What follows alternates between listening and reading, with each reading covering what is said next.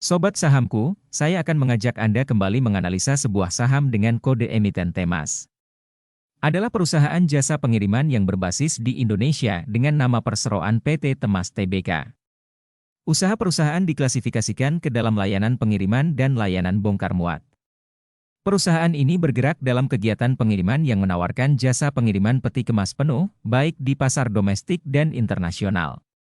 Perusahaan ini juga memberikan dukungan dalam kegiatan pemuatan dan bongkar kargo, serta mengangkut penumpang, kargo, dan hewan. Dengan jumlah saham yang beredar sebanyak 57 miliar lembar, PT Temas Tbk menguasai 81%, kemudian masyarakat 18,1%, dan sisanya dalam bentuk saham treasury. Video ini sekaligus menanggapi permintaan analisa emiten ini beberapa waktu yang lalu. Seperti biasa, kita akan amati struktur aset dan modalnya, kemudian pendapatan beserta laba, rasio hutang dan kemampuan perusahaan dalam menghasilkan laba. Mari kita mulai. Sampai dengan kuartal kedua tahun 2023, PT Temas Tbk berhasil mencatatkan total asetnya sebesar Rp3,847 triliun. Aset itu berupa aset lancar sebesar Rp1,338 triliun, kemudian aset tetapnya sebesar Rp2,508 triliun. Sedangkan rasio pertumbuhan asetnya rata-rata sebesar 11,7% per tahunnya. Dari total aset yang dimiliki, PT Temas Tbk mengalokasikan 57% untuk modal kerja atau ekuitas sebesar Rp2,193 triliun. Sedangkan rasio pertumbuhan ekuitasnya rata-rata sebesar 21,2% tiap tahunnya. Selanjutnya kita amati beban hutang perusahaan ini. Sobat sahamku, PT Temas Tbk total beban hutangnya sebesar 1,653 triliun. Di mana hutang jangka pendeknya sebesar 658 miliar, dan hutang jangka panjangnya sebesar 995 miliar rupiah. Sedangkan rasio kemampuan perusahaan membayar hutang, rata-rata berada di rasio 6,6% tiap tahunnya. Sedangkan rasio hutang terhadap modal atau ekuitas, PT Temas Tbk berada di rasio 0,98 kalinya. Selanjutnya kita akan amati pendapatan beserta labanya.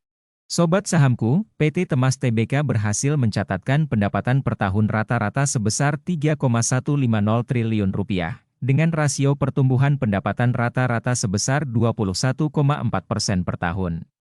Sedangkan dari pendapatannya, PT Temas Tbk meraup laba kotor rata-rata per tahun sebesar 702 miliar dan laba bersih 450 miliar rupiah. Sampai dengan kuartal kedua tahun 2023, pendapatan perusahaan ini diprediksi turun 13,7% dari tahun lalu. Sedangkan dari sisi laba kotornya merosot 93,5% dari tahun lalu. Kemungkinan disebabkan biaya operasional, bahan bakar dan biaya-biaya operasional lain yang mengalami kenaikan, di mana laba kotor tahun ini hanya sebesar 113 miliar rupiah. Sedangkan dari sisi laba bersihnya, perusahaan ini diprediksi meraup laba bersih sebesar 795 miliar rupiah. Angka ini turun 41,7% dari laba bersihnya di tahun lalu. Sobat sahamku, dari sisi laba bersih perusahaan, PT Temas Tbk rata-rata mampu memberikan imbal hasil terhadap ekuitas atau ROE rata-rata sebesar 25% per tahun dan imbal hasil terhadap aset sebesar 11% per tahunnya. Sedangkan prediksi ROE di tahun ini sebesar 61%. Menurut saya ada kejanggalan dari ROE dan ROA di tahun ini. Di mana pendapatan laba yang turun akan tetapi ada kenaikan dari sisi ROE dan ROA di tahun ini. Kita wajib waspada ada ketidaksinkronan dalam laporan keuangannya. Kita mesti cari tahu apakah ada pendapatan lain, atau ada kelalaian dalam membuat laporan keuangannya. Selanjutnya kita akan amati laba bersihnya di setiap lembar sahamnya dan apresiasi pasar atas kinerja saham ini. Sobat sahamku, PT Temas Tbk rata-rata menghasilkan laba bersih di setiap lembar sahamnya sebesar Rp84.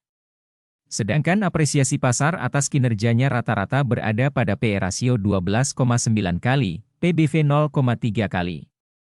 Pada saat video ini dibuat, saham Temas berada pada di harga 164 dengan PE rasio 12 kali, PBV 0,4 kali.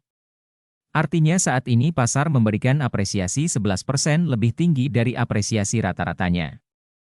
Untuk diketahui saham Temas melakukan stock split dengan rasio 1:10. Artinya laba bersih di setiap lembar saham sebelum stock split harus dikonversikan kembali dengan jumlah saham yang bertambah ini. Demikian analisa saham PT Temas Tbk, semoga bermanfaat, salam investasi.